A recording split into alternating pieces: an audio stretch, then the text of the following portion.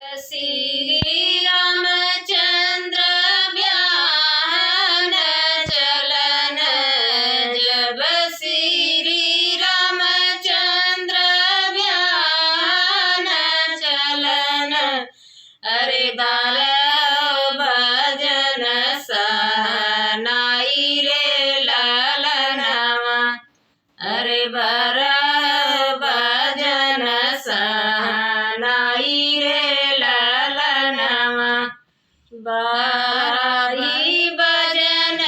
सहस सहनाई, बारी भजन सहस सहनाई, अरे लंका गरद उठी जाई रे लालनवा, अरे लंका गरद उठी जाई रे लालनवा, लंका कदूतिन कलैया वाला गाँव, लंका कदूतिन कलैया वाला गाँव, अरे सीता बड़ी भर छोट रे लालनवा, अरे सीता बड़ी भर छोट रे लालनवा,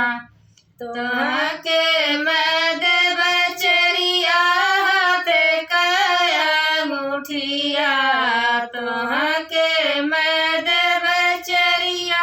हाथ कया मुठिया, अरे सीता आगे कर मोर बखान रे लालनवा, अरे सीता आगे कर मोर बखान रे लालनवा, राम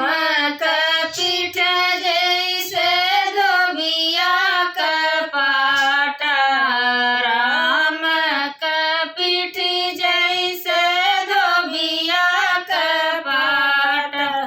अरे बेटावा पुरैनी का पातर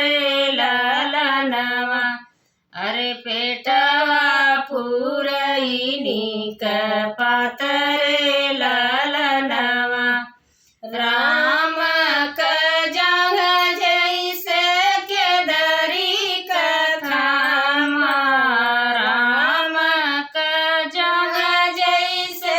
केदरी का खामा, अरे बहिया सई जने का डर रे लालनवा, अरे बहिया सई जने का डर रे लालनवा, राम का आँख जैसे अमवा का फारी, राम का आँख जैसे अमवा का फारी, अरे नकिया सुगनवा कठोर रे लालनवा, अरे नकिया सुगनवा कठोर रे लालनवा, राम का दाँत जैसे बिजुली चमक, राम का दाँत जैसे बिजुली चमक, अरे ओठवा जे कतरल पान रे लालनवा, अरे ओठवा जे कतरल पान रे लालनवा, राम का रूप हम कहाँ ले बखानी, राम का रूप हम कहाँ ले बखानी, अरे राम सूरजवा का ज्योत रे